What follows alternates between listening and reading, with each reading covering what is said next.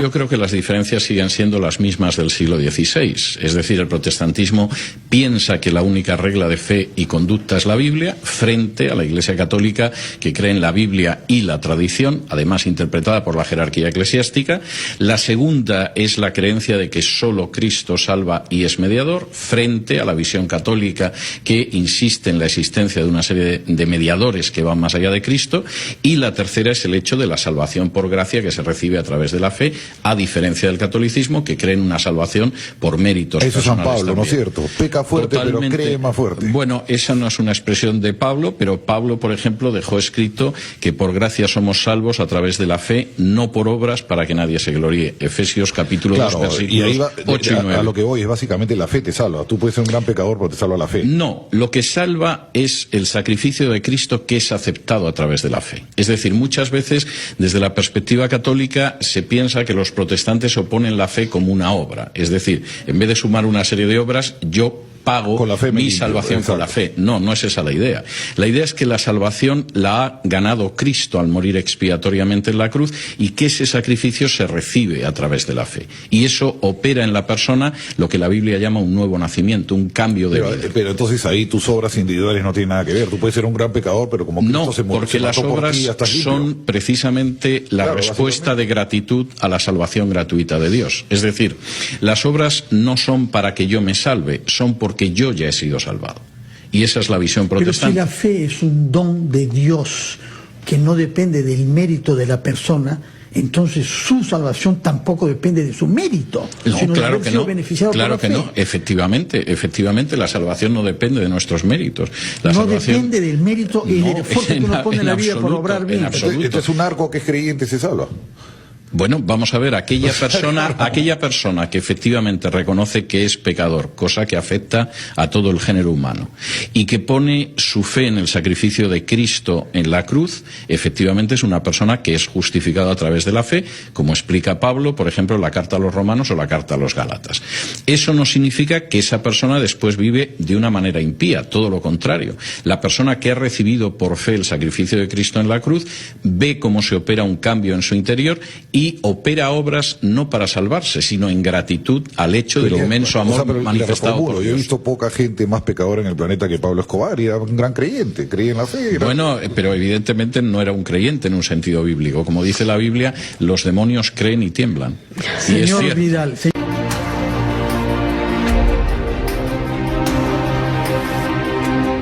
Yo creo que hay tres aspectos fundamentales en el terreno espiritual. La Reforma, en cualquiera de las confesiones en que haya cuajado, pretendió devolver la Biblia al pueblo. Téngase en cuenta que durante un milenio la Biblia era accesible en latín, lo cual quiere decir que no era accesible a la mayoría de la población. Pretendió devolver Cristo al pueblo, en el sentido de volver a colocarlo en el centro del debate teológico, donde se habían ido introduciendo el culto a otra serie de seres sobrenaturales, y pretendió devolver santos y vírgenes, para ser claros, y pretendió, en tercer lugar, devolver el Evangelio de gracia al pueblo. Es decir, la salvación no es algo que se gana, se merece o se paga, como en el caso de las bulas de indulgencia, sino que es algo fruto directo del amor gratuito de Dios que se ha manifestado en la muerte de Jesús en la cruz.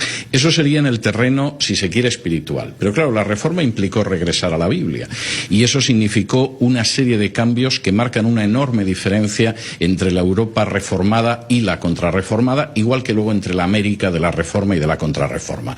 ¿Por qué? En primer lugar, porque la Reforma exige leer y escribir. No es una religión de ceremonias, de ritos, es una religión del libro. Y eso implica que en el año 1536 se produce la apertura de la primera escuela pública, gratuita y obligatoria de la historia en la protestante Ginebra.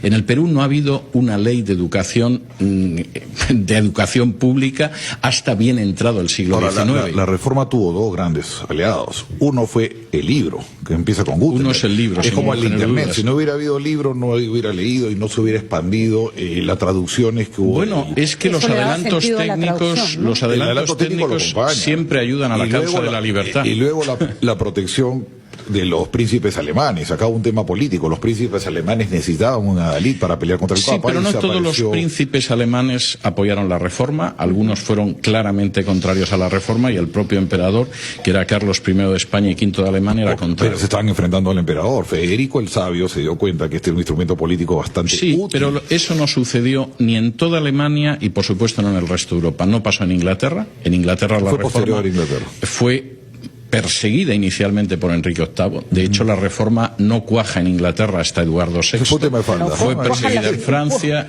en Suiza, etc.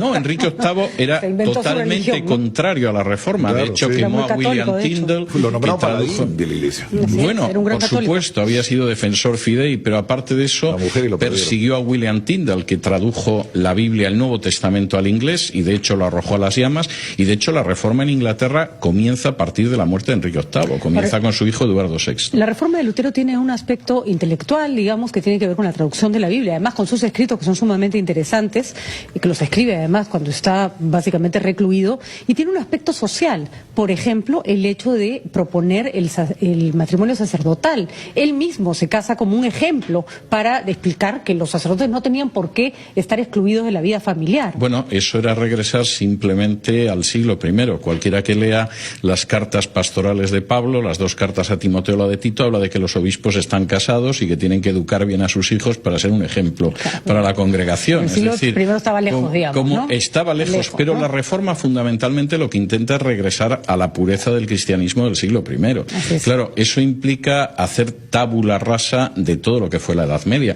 pero no solamente en el terreno de la educación o del matrimonio de los clérigos. La reforma dispara la revolución científica. Es decir, durante un periodo enorme de tiempo que llega hasta el siglo XX, la revolución científica está en manos de protestantes. Por ejemplo, del año 1900 al año 1990, el 66% de los premios Nobel en ciencias fueron protestantes, el 22% fueron judíos educados en naciones protestantes.